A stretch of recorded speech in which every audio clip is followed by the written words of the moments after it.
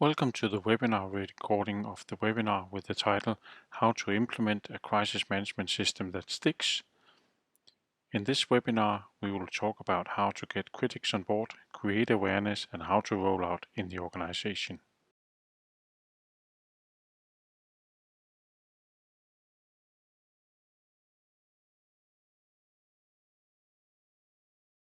Good afternoon, and thank you for joining me in today's session. We are here for the sixth webinar in my webinar series of 7. And the topic today is about how you implement a crisis management system that sticks, because how you implement it, that will actually determine your success in getting it out in the organization. The whole session today is scheduled to last for up to 45 minutes. I will be speaking the first 20-25, and then if you have questions, you're free to ask them afterwards. Let me first start by making myself a little bit smaller here. And then let's look at the practical details before we get started. Since this is the broadcast session, you are all muted by default. Ask questions as we go along by using the Ask a Question button in the bottom of the screen. And then we save the chat for technical issues. If you, after the session, wants to review it again and have a closer look at some of the insights that I have provided, then you can access the webinar recording on my YouTube channel. It will be uploaded a few hours after the session today. And I also encourage you to subscribe to the YouTube channel. So when here over the summer a new material is published, you will get immediate notification. So I hope you're going to do that. And feel free to spread the words as well, so we get as many on as possible. For those of you who don't know me, then I have spent 30 plus years in the intersection between being as prepared as possible and handling the unexpected. This I have done in both the maritime industry and the telecom industry, and I also have a background from the Danish Navy as a nautical officer there. Some of the things that I've learned, particularly related to crisis management, is the importance of having a plan and being prepared. Because if you're not prepared and don't have a plan, it's going to be very difficult to deal with the situation when it happens, or at least deal with it in a successful way. Also, I think I have a good balance between commercial and operational requirements, and this is particularly in enterprises super important, because at the end it's all about the customers. Let's take a look at the agenda for today.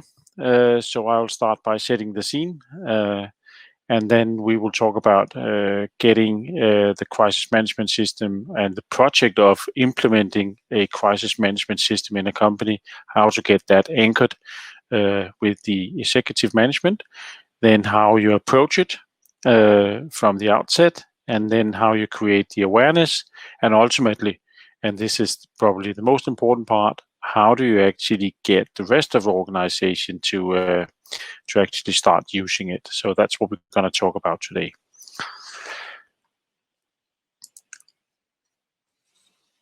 But before we start, let's just take a look at the value, because there's a lot of people who think that crisis management is something that just costs money and creates no value. But on the contrary, I would claim that if you're actually doing it right, if you have a good and solid crisis management plan that is based on a proper threat and risk and impact analysis, then you can take the necessary preventive actions, thereby reducing the likelihood of serious incidents. And you can also, if a crisis should happen, you can actually handle it more efficiently, and thereby, by being faster, being shorter time in crisis mode, and have the right tools and set up to deal with the crisis, you can probably come out of it with less cost and less customer impact, and thereby get a better reputation, which again could lead to more customers wanting to do business with you because you have a good track record. And for those that are listed on the stock exchange, then there's no doubt that being efficient in dealing with crisis has a huge impact on how fast your share prices are recovering, which the shareholders naturally will appreciate. And for those that are in doubt about this last fact, then there are several places online where you can find evidence of this.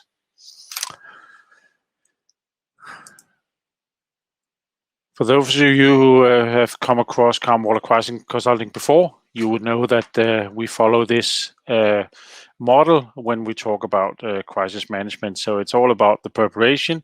So the preparation phase where we analyze and identify our risks, the threats and the consequences. Based on that, we create the plan. And once we have the plan in place, we roll it out. And that's what we're going to talk about today. And then we do exercises, we learn from it, and we adjust it in a repetitive way. And then should a crisis happen, then we're ready to activate, act, and communicate in that sequence. And then, of course, we evaluate, and then, if necessary, we adjust our plans. So we are today here on the left-hand side, probably somewhere in the step between the plan and the exercise. And reason why I say somewhere in between is because exercise is actually also something we use as part of the implementation, but naturally also something you need continuously to do after the after the full implementation.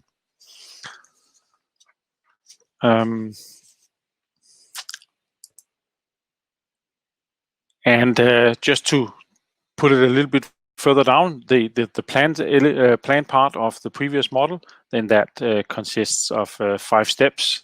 And in the previous webinars in this series, we've been looking at both the risk evaluation, which is the first step. We've been looking at crisis management plan and the response plans. We've looked at organizational setup, and we've looked at the tiered crisis model. And now this time we are looking at the final step of the planning process, which is the implementation and how we get it out there. And then in next week's webinar, we will be talking specifically about different exercise types and also on training of key personnel so that they are better equipped to deal with crisis situations when they happen. So the first part, and this is probably important to remember, that is that even though implementation is the last part of the process plan of getting a crisis management system implemented, then actually the implementation process starts already from day one. Because all the actions you take in the beginning of this project is something that will have a huge impact on how successful you will be in getting the information and insights extracted from the organization, as well as how well you will be able to maneuver during the project phase. And I call it a project because implementing a crisis management system in a company is a project in itself, and it can be a medium to long project. I would say if you want to do it well, you can probably develop the whole plan and get that in place in 4 or 5 months. But if you want to do a successful implementation, then depending on how large an organization you are, how many sub companies you have, etc., then that implementation phase alone can take anything from 4 to 6 to 8 months if you have to travel the world. But we'll get a little bit back to that. But the first and the most important thing you should do, and here I assume that you either are tasked as a project manager to work with this, or your company has established a function that are looking at crisis management, which was the case in my own situation when I was the head of crisis management in Maersk Line, where we actually came from not having any particularly assigned organization that deals with crisis. There was something in operations, there was something in fleet management, to actually try to put all that together, realizing that we needed a coordinated effort. So I started with a job, but without the plan. and a lot of the insights I'm going to give you today is going to draw on that experience and on how you get that, because that actually turned out to be a quite successful implementation. But the first thing you do is you need to sit down with the CEO or the executives that have assigned you with this task, because you need to understand what is the scope of the crisis management system that the executive team they envision that they're going to have, and what are the preferences they have for the final setup. There might be some of them who have an idea that they should be heavily involved in the day-to-day. There might be others that don't want to be involved at all. There's some that thinks that this is just something that should go away. And then there's people who have absolutely no clue, and where you will need to guide them. But by having this discussion in the beginning about scope and preferences, you can avoid a lot of hassle once you come and present the final product, because that will already then be aligned to the scope and the preferences of the executive teams. You should, of course, not take all their ideas for granted and say, that's okay, I'm going to build something around that. You have an obligation also as the project expert to push back on things that are inconvenient. But once you know the scope and the preferences, you also know how much leeway you have to maneuver with. But still, you need to talk them through how you intend to conduct the development of the crisis management system, and also how you envision that the implementation phase is going to look afterwards, because you will be touching on a huge part of the organization when you do this. So it's important to have the backing from the beginning. Something that's also important to have a discussion about is the mandate you have. The mandate you have as a project manager for the development and the implementation phase, but equally important, what do they envision that the mandate's going to be for the crisis management team? That is, of course, something that you're going to use into the plan. So try in the discussion to distinguish between the mandate for the development and the implementation and the mandate we're talking about when we are having a specific crisis, because it's actually two different things. And some executives, they might confuse those things. So try to focus here on the development and the implementation phase. And then when you during the process gets to the discussion around mandate for the crisis management team, you can take that as a separate discussion. But you need to understand who you can involve. Is it only internal people, or are you also allowed to go out and get insights from third parties, which I can strongly recommend. In my own case, I went to see the Royal Naval Lifeboat Institute in the UK for insights on how they were dealing with crisis. Particularly here, it was the tiered crisis models. I visited a couple of fire brigades. I visited the Danish Naval Command, how they were set up, and the Armed Forces headquarters for crisis management, etc. So get some inspiration from the outside. It's good to get some ideas in there, but you need to clear out who you can involve. There's people that are super sensitive about talking about that they're actually looking at crises, because they want to give the picture to customers or the outside world that, well, we don't have any crises at all, so we can just keep that internally. So get that aligned. Also, figure out what you can decide and which things you need to come back and get permission on. So if it would be a waste of time if you make a plan where you have taken all the decision that this is exactly how it's going to be, and then they come back and say, but you can't decide that. We want to take those decisions. So get that out in the open in the beginning. What can you decide? What do you need to come back for? And then also, if possible, get a budget, because you're going to need some money to do this, both to rope in resources, or at least to tell, depending on how your company is set up, you'll need to buy with internal money resources from other departments. So it's a good idea to have a budget as well. So this is the starting point. Get this anchoring with management, and the anchoring with management is actually something that during the whole project phase you will come back to again and again, and we will talk about that also in the following parts. The next thing is then how you approach it. That really matters. And the first thing you need to do is you need to identify your stakeholders. there will be a lot of different stakeholders that you need to attend. And if you want to be successful, you need to talk to your stakeholders. You need to rope them in and get them to be part of it, right? So the first thing you do, you identify all your stakeholders and map that out. And here again, map out all the positive stakeholders and all the negative stakeholders, because they both matter in this one. And even, I mean, if you can convert some of the negative ones, you're probably pretty well off. Maybe you don't know if they're negative, but you can anticipate that they will be, and then talk about or think about how you're going to approach those.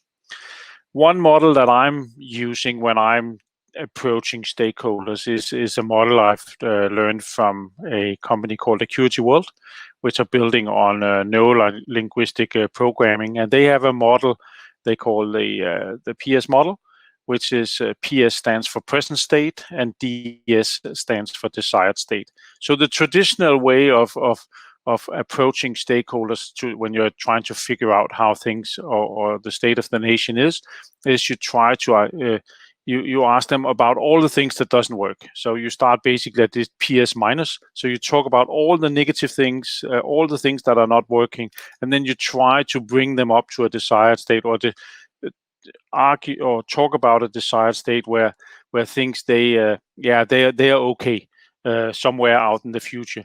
But by starting in the negative, you don't really get people engaged. They only ventilate a lot of issues, but they don't really participate in anything constructive. And you don't really turn the table for these people and say, okay, there could actually be some value in it. Another model that is much more efficient and that I've used quite successfully is, instead of talking about what doesn't work. So when you get out and you talk particularly to critics, but also to those that are positive, get them to talk about, okay, what works? What is it that works really well? Because people, they love to talk about what works. They like to brag and say, oh, I did this, I did that. And that way, by them talking about what works, they are also not talking about what doesn't work, but you can read between the lines and say, okay, if this is what really works, then okay, this is the other area that maybe doesn't work that well. And if you then also ask them to describe, so how do you envision that once we have all this crisis management plan implemented, how do you envision that your day would be, or how do you envision that this is done in the company, and get them to describe that future state or desired state where everything is perfect. And then you can actually describe the pattern. So what does it take to get from where all the things that are working today to the new desired state that is a much better place from where we are today? And that journey is much easier than having people moving from the PS minus to the desired state. And you will experience that you get a more involved stakeholder group in this. So this is really something I can recommend. And then you need to get out there. You need to get out there and talk about them. You need to talk to all the stakeholders, positive and critical stakeholders, and figure out where are they on this journey, what is their vision, what is it that works, and how should they be involved in the project. Because doing a crisis management implementation is not a one-man job. This is something where you need to get everybody involved, and as many as possible. So the things that you need to do during the process is, first of all, you need to get the right people involved to work with, but then you need to be visible and you need to speak about it. So you need to speak about it to all your stakeholders, but you also need to do regular presentations. You need to do maybe focus groups to test the various conclusions, or you can write articles for your internet. I mean, there's many different ways of doing it, but in reality, it's all about marketing. So if you really want to anchor this, you have anchored it with the management, but if you want to anchor it in the rest of the organization and create then you need to create the necessary awareness, and this is in layman's term marketing. So be visible, be transparent, talk about the project. again and again, and also talk openly about some of the issues that you have in the implementation, or some of the difficult things, and explain to people. So, okay, you guys, you used to be part of dealing with the crisis. In the new setup, you're not going to be part of it, and the reason for that is this, this, and this. And then you can actually build that awareness and understanding of why it is that you're doing it. So get out there, talk about it. And then as a project manager, that is maybe what you would be spending most of your time on. I can also recommend using ambassadors. Ambassadors is a good way to get somebody else to speak on your behalf and get them to talk about all the positive things and also their concerns. That's also okay. But these ambassadors will definitely help you. And I mean, this is not very different from any other large implementation project or change management project. In reality, this is a combination of a project management and change management exercise. Then you also need to do frequent check-ins with the executives. They need to understand where on this journey you are. Of course, the frequency of these check-ins depends on what they said to you in the beginning when you were anchoring it, and how much they needed. But most of them like to get an update, whether it's just a mail update or you go and talk to them. That depends a little bit on where you are. But I would recommend that on all the principal stuff where you envision that there could be people who say, should it be like this or the other way? That's good to talk to them about. Mandate could be one of them. Different tiers in a crisis model, the high-level organizational setup, the escalation process. Those things is something that really matters for the executives. Also because some of it might have cost impacts, particularly if you're going to make a permanent organization, or if you want to have a lot of mandate delegated, that could also for some mean that there's going to be more costs. So do that as you go along, because that's much easier than just presenting a final package and then have it all shut down at the end, and then you're back to square one.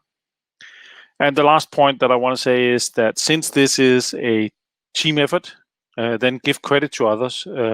It's not about you making a project, but it's about getting a project that works and get it implemented and get awareness, and giving credit to others and using ambassadors and also recognizing that there are critics, but you deal with it is a good way to build this awareness. So after some time, you're more or less ready with your crisis management plan. And the first thing, of course, you need to get a final sign off with your executives. So the first thing you do is you present the crisis management plan, all the principles, get the sign off, and get them make sure that they understand about it. And if you can get the CEO or somebody similar to give some statements or send out a mail and introduce it, or an intranet article, that's a super good way of getting it out there and also show that it has the necessary backing and attention at top levels. But then you need to get out and you need, I call it travel the world. That depends a little bit on your company. In Mørskland, it was actually traveling the world because we had offices around the globe.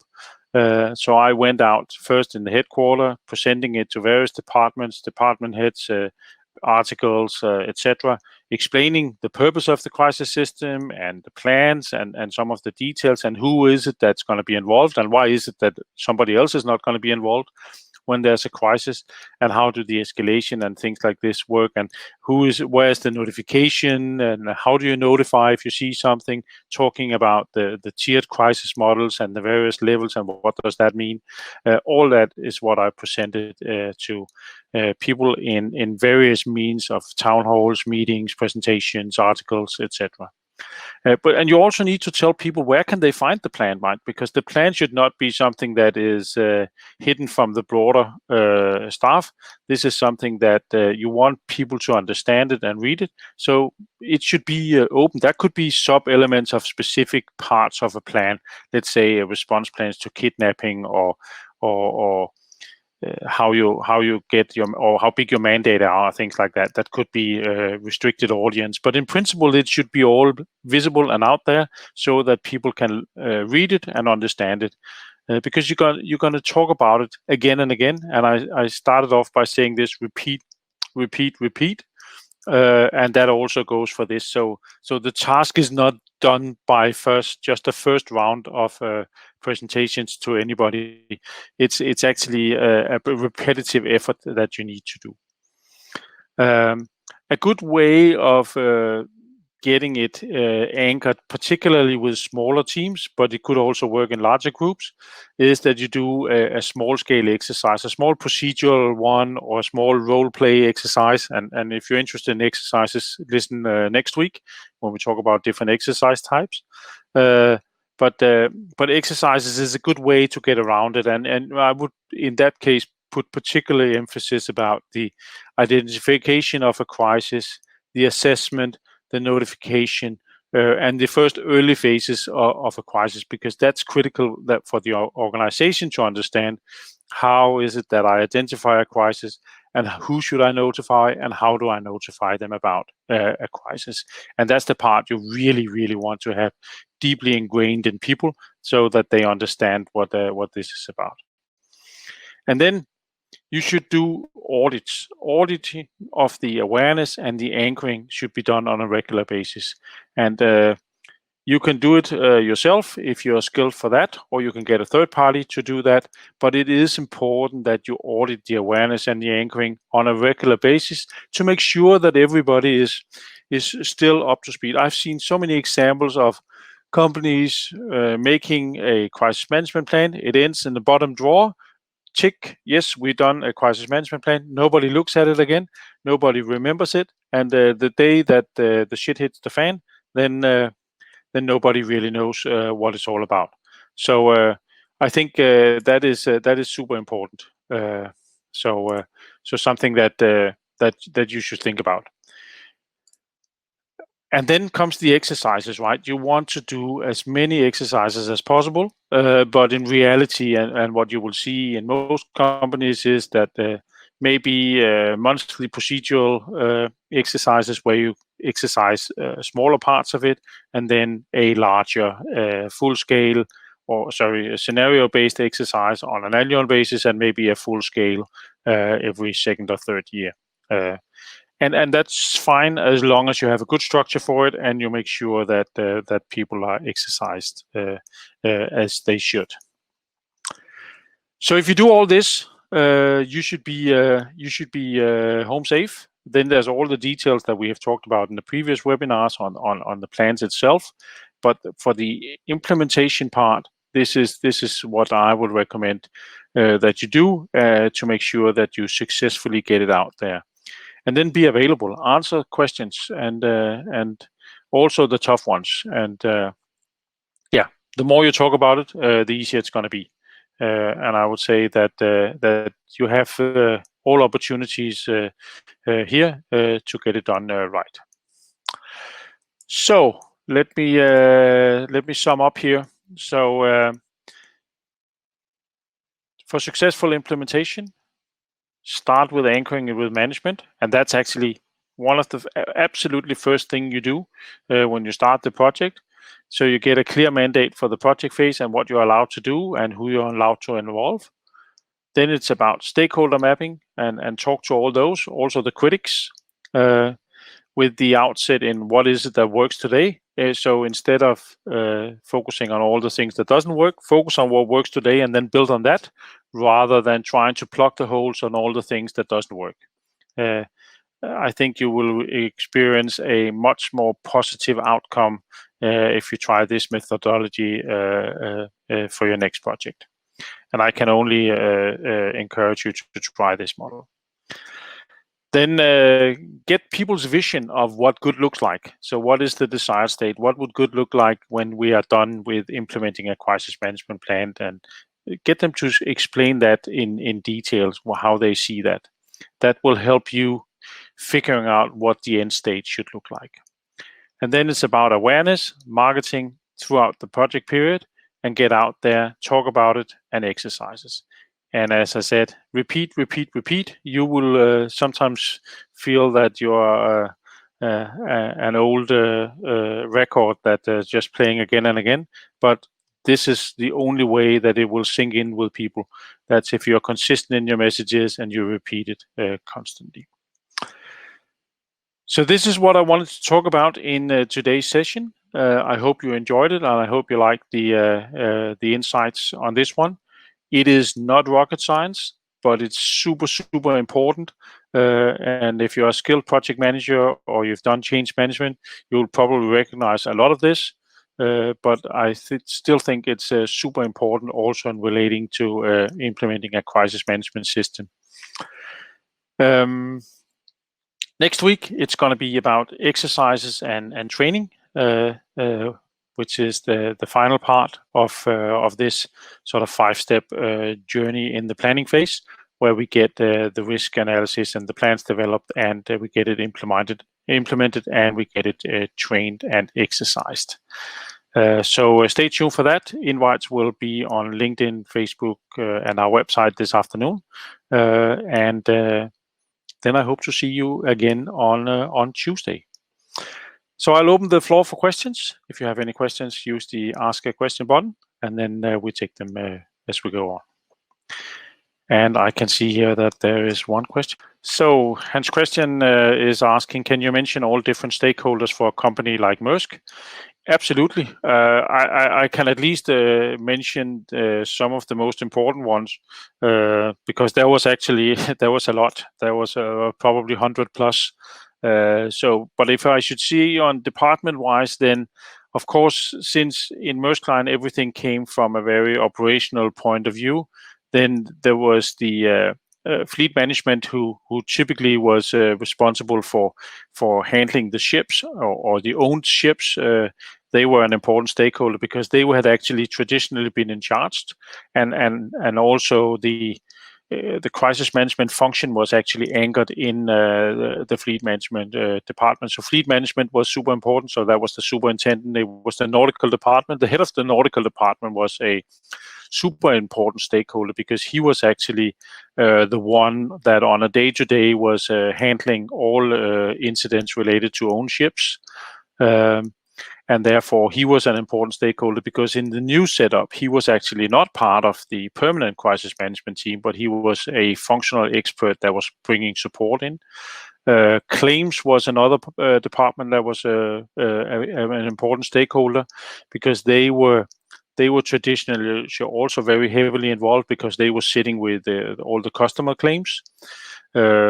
Operational execution was a part because they were responsible for the day-to-day execution of their network. Since we moved from just looking at crises related to a specific ship, we moved to or all crises that could hit a company like Maersk.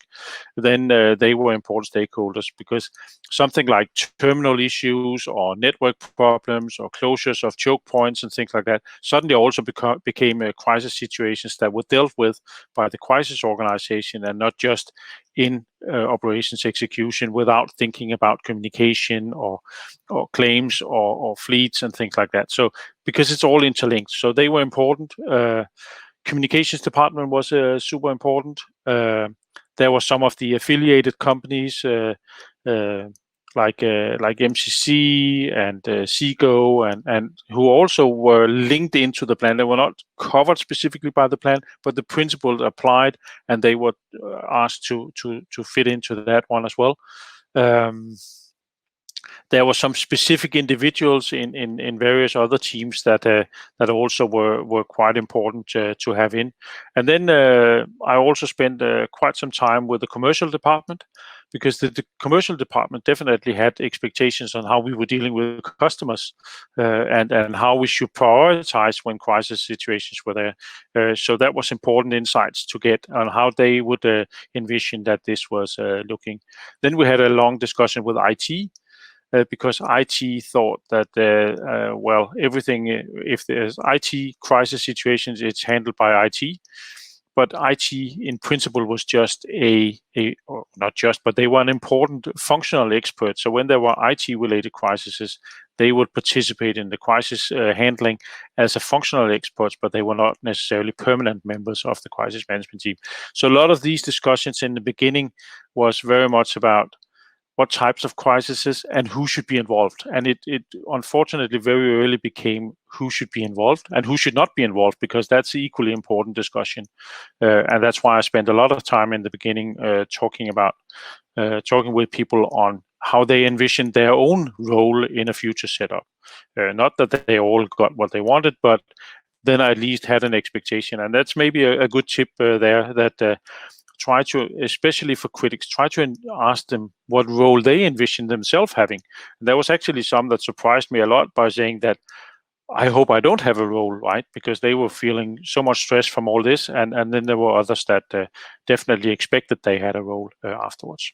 Did that answer your question, Hans Christian? Good. Any other questions?